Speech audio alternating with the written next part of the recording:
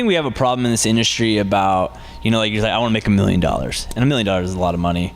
Do you think we make it an issue in this industry where we we talk about these huge numbers and we almost push past, like we make people think it's not okay to make just $200,000 a year because everyone makes money off of us. So do you think that as an industry, not just realtors, but like brokerages and teams and lenders and title and everyone and coaches and all this stuff, like have you ever hit that wall where you're like, dude, I don't want to build a bigger team. Like I'm content right now. I'm happy. Or do you just think that, we don't do that to people?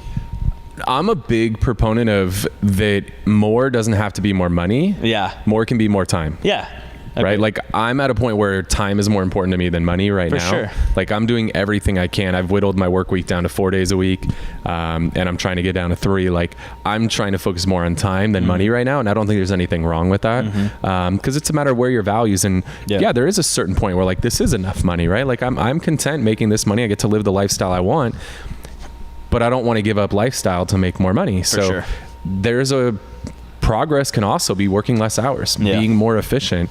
And if you make the same amount of money in less hours, you're actually making more money because your hourly is actually significantly higher, right? And I think people lose sight of that sometimes. So I think there is a lot of pressure for sure to make more money because what happens at every event or every conference, like how many homes did you sell? What was your GCI? Like, but let's talk about how many hours you worked. Because I know there's some agents here in San Diego that sell individually 100 homes.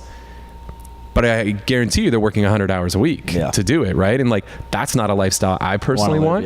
I could make more money, but that's not my choice. My choice is I want to be down to 30 hours a week. And so I think people need to keep that in mind as it's not just about the dollars. Let's talk about dollars per hour, right? And how many hours do you really want to work? Because I don't want to work 100 ever. I don't want anybody to work 100. I think it's horrible. 100.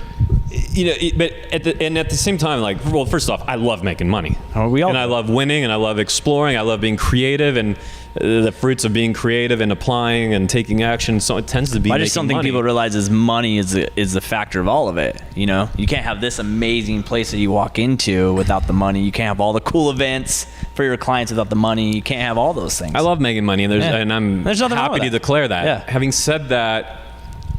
Your question of do you get to this place and is it enough or do you just want to stay there?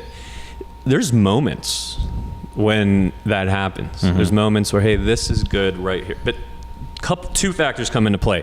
One is there's no such thing as just staying. No. You're going to fall or you're going to rise, period. And staying is you're absolutely going to fall if you're staying. You might not see it or sense it or so on. You wake up 5 years later and you're like, holy shit, what happened to my business? So, it's an old kind of cliched thing to say, but if you're not growing, you're dying is absolutely real.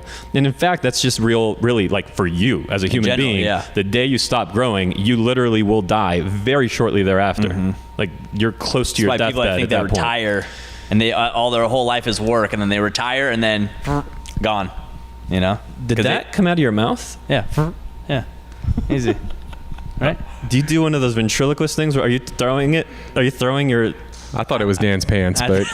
Okay. Anyways. But the other I guess it's a talent of mine. The other factor that comes into play is if you going back to your previous question, if you have that freedom and so on, well, there's probably really good people in your organization. Right. And if there's really great people in your organization, it's going to be difficult to prevent growth or to not encourage growth or to even be perceived as being anything but a proponent of growth. Because if I were to declare to the great people in this organization, hey, we're done growing, they're leaving. Yeah.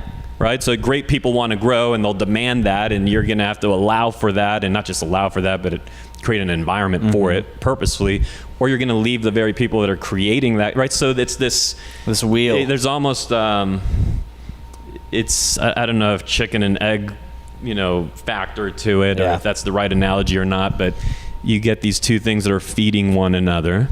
And at some point, it's your job to just kind of continue to network and explore. And, that's a lot of what the fast forward movement gives me is just ideas from well outside of my own little geography, but across the country into other countries, gather ideas. And my job is essentially to bring back the best of them, bring them back to the team, and kind of get out of the way to some extent. And let these great people do what they do.